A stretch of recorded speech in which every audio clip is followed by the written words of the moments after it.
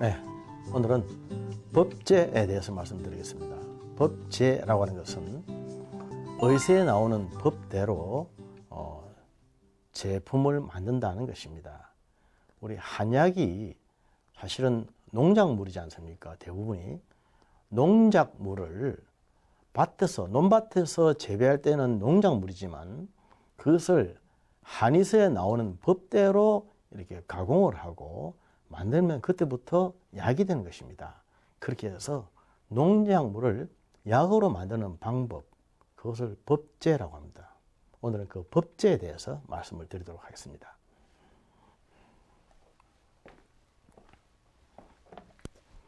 혹시 산조인이라고 들어보셨나요? 산조인은 대추씨입니다. 대추씨.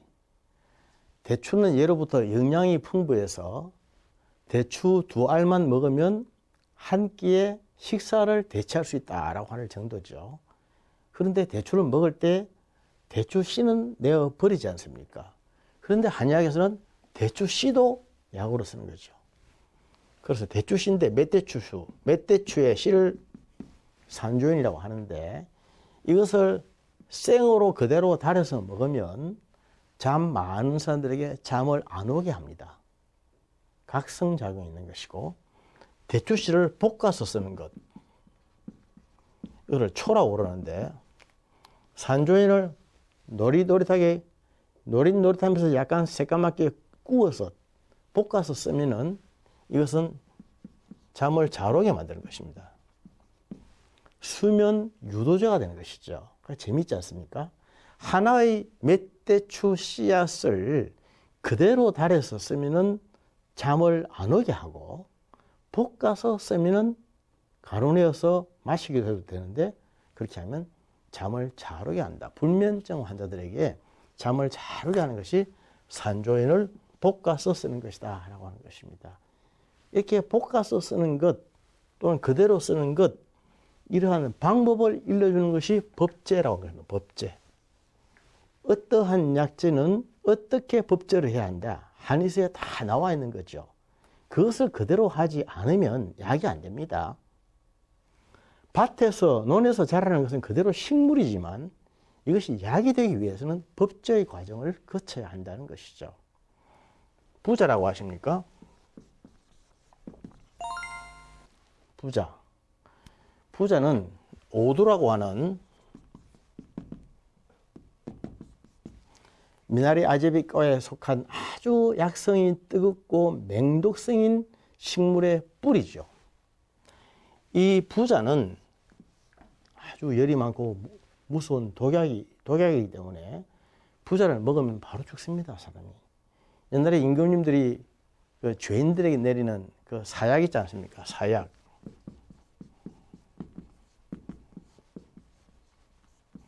이거는 줄사, 내릴 사자이기 때문에 사약이지, 보통 우리가 죽을 사자를 써가지고 죽는 약 이렇게 하면 안 됩니다.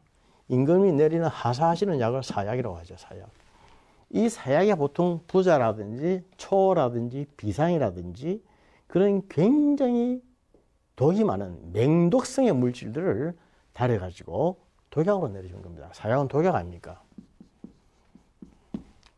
그래서 먹으면 바로 죽는 겁니다. 그러나 그러한 것을 법제를 잘해서 쓰면은 굉장히 좋은 약이 될 수가 있습니다. 이런 부자를, 즉 오두의 뿌리를 태어내 가지고 동변, 우리 한약에서 동변이라고 말하면 12세 이하의 그 아이의 소변을 말합니다. 특히 남자아이의 소변을 특히 동변이라고 하는데, 동변에다가 한 일주일간 부자를 담궈 뒀다가 그걸 다시 꺼내 가지고 맑은 샘물에 한 3일간 이렇게 또 다시 담궈 뒀다가 꺼내서 건조를 시켜서 반건조 정도 되면은, 건조한 상태에서 반쯤 건조가 되면은 감초와 검은 콩, 이 감초와 검은 콩은 아주 해독작용이 많습니다. 그래서 무슨 독 물질을 먹었거나 마셨을 때 감초 달인 물을 먹거나 또는 없으면 검은 콩을 삶아서 물을 마시면 굉장한 해독이 됩니다. 감초와 검은 콩을 이 부자와 함께 넣어서 서너 시간 부부 끓인 후에 다시 부자를 꺼내서 겨울물에 한 이틀간 부어 담궈 놨다가 다시 꺼내가지고 바짝 말리면 그것이 경포부자가 되는 것입니다. 참 재밌지 않습니까? 이 오두의 먹은 뿌리를 동변의 12세 이하의 소년의 소변에 일주일간 넣어뒀다가 그것을 다시 꺼내가지고 샘물에 사흘간 담궈뒀다가 꺼내어서 말리는데 절반쯤 말랐을 때에 감초와 검은 콩과 함께 다시 푹 서너 시간 끓여가지고 꺼내어서 다시 흐르는 겨울물에 이틀을 또 담궈뒀다가 꺼내가지고 한 일주일간 바짝 말려서 약을 쓴다. 그때 비로소 부자가 되는 것입니다. 경포부자라고 하는 약이 되는 겁니다. 어렵죠? 이러한 법대로 하는 것이 법제입니다. 법제. 만약에 귀찮다고 법제를 하지 않으면 아주 무서운 독입니다. 그래서 이독치독이라는 말이죠. 이독치독.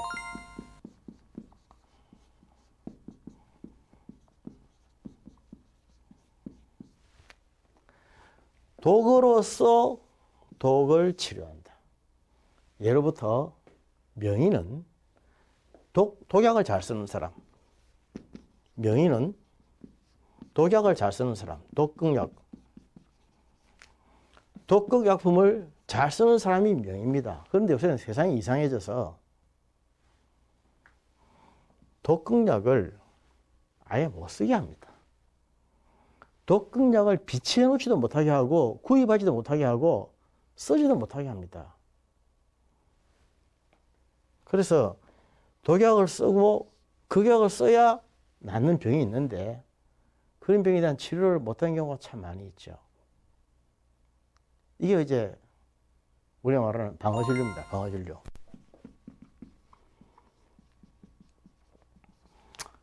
우리 운전을 하더라도 방어운전이 있지 않습니까? 방어운전. 내가 만약에 사고가 나더라도 내가 가해자가 안 되고 피해자가 되는 것. 최소한의 피해를 입는 것. 이게 그렇기 위해서 나를 지키는 그것이 방어운전 아닙니까? 공격적인 운전은 내가 가해자가 될 것을 각오하고 용감하게 하는 거죠. 진료도 마찬가지입니다. 사실 우리가 공격적인 진료를 많이 해야 됩니다. 공격적인 진료. 공격적인 진료를 하면 아주 어려운 병, 아주 난치, 불치의 병, 치료 안 되는 것, 이런 것도 우리가 시도해서 이런 무서운 약을 가공 법대로 만들어가지고 팍 퍼서 물리치고 해야 됩니다. 이것이 당연한 거죠. 그런데 공격 진료를 하다 보면 만에 하나라도 사고가 날 수가 있죠. 사고가 나면 의사가 모든 걸 뒤집어 써야 되기 때문에 그것이 무서워서 공격 진료를 하지 않고 대부분 방어 진료를 하는 경우가 참 많이 있습니다. 요즘 또 세상적으로 참 무섭지 않습니까? 그래서 우리 의사 입장으로서 환자 진료 한번 하다가도 손을 닿은 것이 이것이 무슨 성추행이니 이렇게 물고 늘어지면 또 걸리면 안 되니까 조심을 하면서 정말 숨죽이듯이 환자를 아주 조심스럽게 보는 그런 방어 진료를 해야만 되는 세상이 되어 있습니다. 안타까운 일이죠. 좀 더 우리가 과감하게 진료를 할 수 있어야 되는데 그래서 명의는 독극물을 써야 되는데 현재 이 나라의 정책이 독극물 자체를 쓰지 못하게 되는 것이 안타까운 현실입니다. 그래서 우리 한의사들은 이런 독극물들을 법제를 해가지고 알약, 환으로 만들든지 이렇게 해서 제품으로 안전하게 만들어가지고 그렇게 많이들 씁니다. 그렇게 해서 환자들에게 전혀 해가 없도록 그렇게 만들어 쓰는 것이죠. 약물학 교과서 1페이지에 보면은 모든 약은 다 독이다 이렇게 되어 있습니다. 모든 약은 다 독이다. 결국 의사는 어떤 사람들이냐? 독으로서 독을 치료한 사람이죠. 독으로서 독을 치료한 사람. 단, 그 독을 법제를 해가지고 독성을 없애고 사람에게 전혀 해가 되지 않도록 만들어가지고 안전하게 해서 안전하게 만들어진 상태에서 환자에게 치료하여 독을 제거하는 것입니다. 그 방법, 면법, 기법, 그 아주 신비한 비법을 알고 있는 사람들이 의사들입니다. 이게 한의사들은 그런 놀라운 비법을 다 가지고 있는 겁니다. 그래서 이 부자만을 가지고 독이 있다. 그럼 못 쓴다. 이런 단순 논리로 나가면 안 되는 것이죠. 명의는 독극물을 잘 쓰는 사람들입니다. 그래서 굉장히 조심을 해야 되고 증상을 잘 파악하고 병을 정확하게 진단을 해서 거기에 꼭 맞는 약을 과감하게 쓸 수 있는 그러한 사람이 되어야 되죠. 우리가 양의사들도 볼 때에 뇌수술이라든지 심장수술 같은 것은 사실 굉장히 많은 그 위험을 요구하지 않습니까? 위험한 수술이지 않습니까? 웬만한 배짱 가지고 그거 하겠습니까? 그러나 위험하고 무섭다고 해서 또 부담이 된다고 해서 의사가 그걸 하지 않으면 환자는 어떻게 됩니까? 공격적인 진료를 할 때는 할 수 있는 것입니다. 아무리 위험 부담이 있어도 과감하게 뗄 수 있고 열 수 있고 수술할 수 있는 거죠. 그렇지 않습니까? 그렇게 공격 진료도 따른 필요한 겁니다. 우리 한의사들이 침을 놓는 것도 그렇습니다. 침. 사실 침을 놓는다고 하는 자리는 전부 다 급소입니다. 대부분 다. 급소에다가 침을 놓아서 치료를 하겠지만 그것이 만약의 경우에 어떤 일이 생길지도 모른다. 그런 가능성, 개연성이라는 것은 언제든지 있는 법입니다. 그러나 그렇지 않도록 비법을 알고 지식을 가지고 하기 때문에 안전하게 치료할 수 있는 거죠. 그래서 과감하게 남들이 생각도 못하는 그런 시술도 할 수 있고 치료도 할 수 있고 그렇게 함으로 말미암아 병을 고쳐내고 그게 바로 명의 아닙니까? 명의라고 하는 것은 남들이 두려워하는 곳에 가는 사람들입니다. 못할 것을 하는 사람들이죠. 너나 저나 다 하는 그러한 치료는 아무나 할 수 있는 거지 않습니까? 그래서 정말 이 땅에서 의자, 한방에서는 의사를 의자라고 하는데 의자로 살아가기 위해서는 용기가 있어야 된다. 지식도 있어야 되고 용기도 있어야 된다고 느낍니다. 지식은 있지만 용기가 없으면 공격적인 진료를 못하고 용기는 있지만 지식이 없으면 아주 큰일 나죠. 난동꾼이 되는 것이죠. 그렇습니다. 그렇게 해서 이런 법제대로 잘하면 아무리 맹독성 약제라 할지라도 독을 제하고 우리 몸에 아무런 문제 없이 만들어 줄 수가 있습니다. 그래서 뭐 한약은 간에 나쁘다든지 이런 식의 생각은 참 잘못된 생각입니다.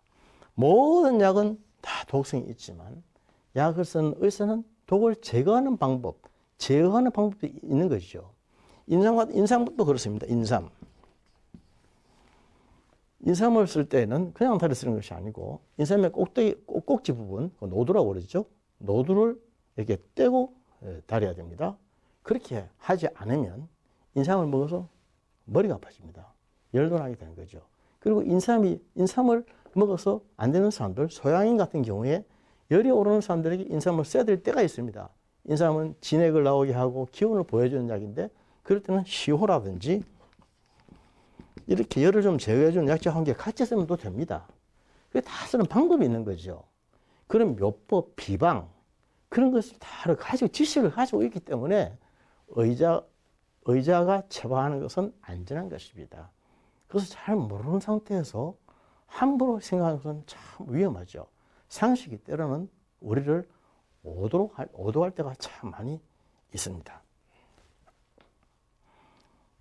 법제라고 하는 것은 법대로 다시 만드는 것입니다. 세상을 살아가면서 우리가 법대로 만들어져야 될 부분이 참 많이 있죠. 이 말은 다른 말로 보면은 법대로 만들지 않고 자기 시호로 만들면 엉터리가 된다 그런 뜻입니다. 한약에서 아까 제가 부자 얘기를 했는데 이런 경포부자라든지 이런 걸 어떤 병에 주로 많이 쓰냐 하면은 몸이 굉장히 차와진 사람들, 오래된 병들, 한방에서는 차와져서 오래되면은 원기가 허약해지고 그리고 냉해진다 해서 허한증, 허랭증이라 그렇게 말합니다.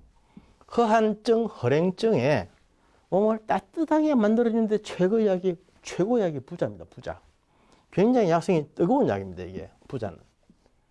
한방에서는 온보다도 더 강하게 뜨거워서 열이라고 말해요. 열. 부자는 굉장히 열이 많은 약재입니다.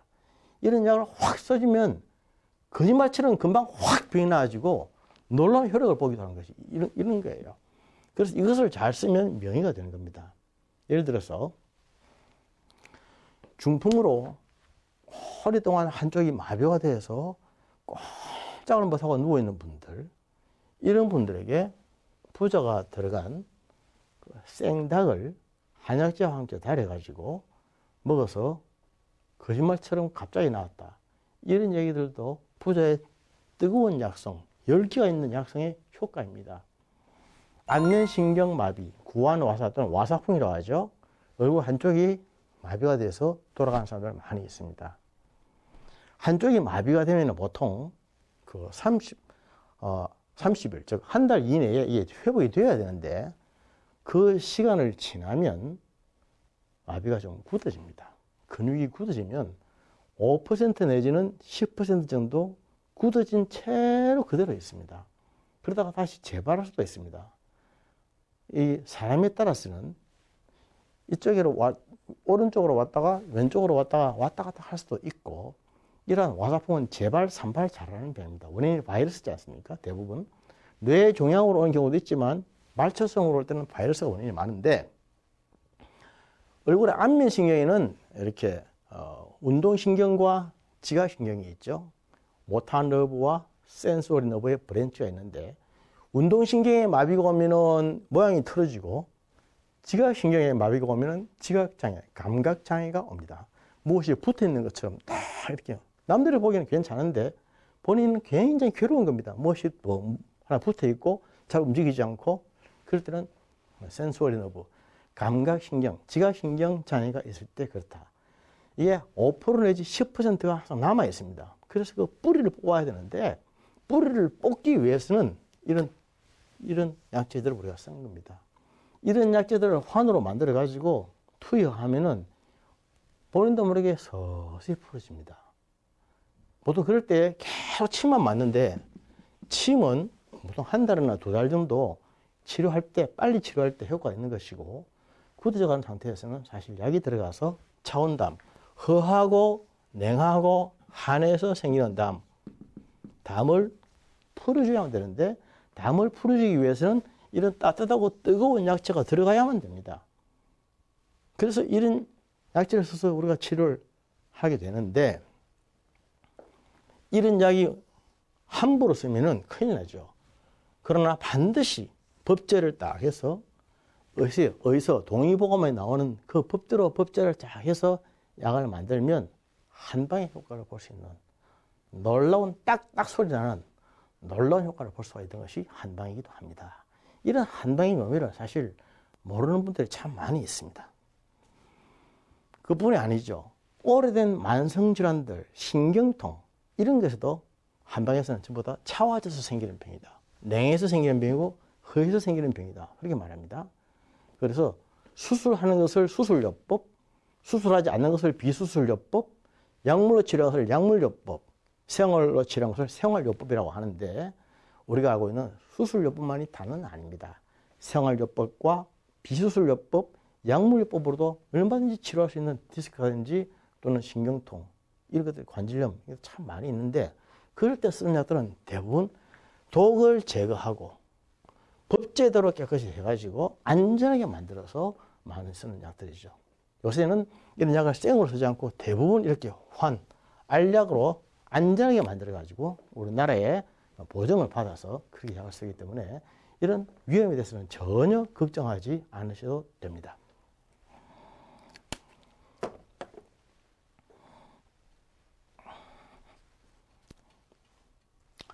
저는 법제라고 하는 단어를 참 생각할 때마다 우리 그리스도인으로서 참 다듬어져야 할, 또 새롭게 만들어져야 할 그러한 부분들을 많이 봅니다. 남녀를 막론하고 하나의 어떤 그 분야에서 어떤 성과를 이루고 위협을 달성한 사람들, 그런 대가들은 대부분 보면 한 성깔들이 있습니다. 우리가 보통 성격이라고 말하면 좋은 말이지만 좀 나쁜 의미로 말하면 성질이라고 하죠. 그보다 더 나쁜 용어로 말할 때는 성깔이라고 말합니다. 성격은 성격은 좋다 이렇게 말하지만 성깔은 아주 나쁜 것을 말하는 거죠.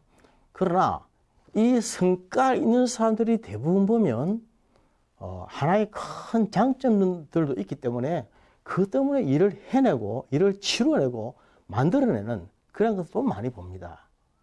그런데 그러한 한 성깔이 다듬어지지 않으면 그 성깔 때문에 또 한 방에 갈 수도 있는 것입니다. 그리스도인들은 어떤 사람들일까요? 자기 나름의 성깔들이 있지만 그것을 말씀 안에서 다듬어가는 사람들이죠. 사도 바울도 보면 우리 바울 선생님도 나름대로 한 성깔 하는 분이었습니다. 그렇지만 그가 그리스도 안에서 자꾸 다듬어져 간 것이죠. 하나님의 말씀의 법대로 자꾸 다듬어져 가는 사람, 못한 것을 이렇게 끄어가는 사람, 그렇게 해서 둥글둥글하게 만들어지고 포용하게 만들어지고 넓게 만들어지고 겸손하게 만들어지는 사람. 그래서 건강한 신앙생활과 건강한 영혼과 인격을 갖추게 되는 사람이었죠. 그런 사람들 아니겠습니까? 법제, 하나님의 말씀의 법대로 우리를 자꾸 갈고 닦고 다듬어 나가면은 우리 자신의 모난 부분들이 자꾸 다듬어집니다. 말씀의 법대로 하면은 우리가 다듬어집니다. 아까 이악, 제악이라고 말했듯이 우린 나름대로 연약한 부분들이 있고 독적인 부분이 있고 악한 부분들이 있지만은 말씀의 부분을 자꾸 쳐내면 우리의 독이 없어집니다. 또 한 가지 더. 우리 그리스도인들이 말씀 안에서 바르게 살지 않고 하나님 앞에서 자꾸만 죄를 짓고 끊임없는 지속적인 그런 죄를 계속 고집하고 있으면 하나님은 또 다른 악을 들어서 우리를 치십니다. 이악, 제악이죠. 이독, 제독의 원리, 이악, 제악의 원리. 마치 이스라엘이 범죄했을 때에 애굽이나 바벨론이나 아수르를 들어서 그들을 쳤던 것처럼 우리 그리스도인들이 이 땅에서 지속적인 범죄에 빠져 있고 하나님의 말씀을 떠나면 하나님은 생각도 안 했던 다른 악을 들어서 우리를 또 치실 수가 있습니다. 이 악, 제악의 원리입니다. 그렇게 해서라도 우리를 다듬어 가시려고 하는 하나님의 뜻이 있는 것이죠. 눈치 빠른 그리스도인들, 센서블한 그리스도인들은 자신의 악이 무엇인지, 독이 무엇인지, 다듬어져야 할 부분이 무엇인지 빨리 눈치를 채는 사람들입니다. 빠르면 빠를수록 좋습니다. 그때 우리는 그리스도 안에서 조금씩 다듬어져 갈 것입니다. 우리 그리스도인들은 영적으로 하나님과의 바른 관계에 있을 때 육적으로도 튼튼해지고 병도 이겨낼 수 있는 사람, 건강하고 강건한 사람들이 되는 것을 다시 한번 말씀드립니다. 감사합니다.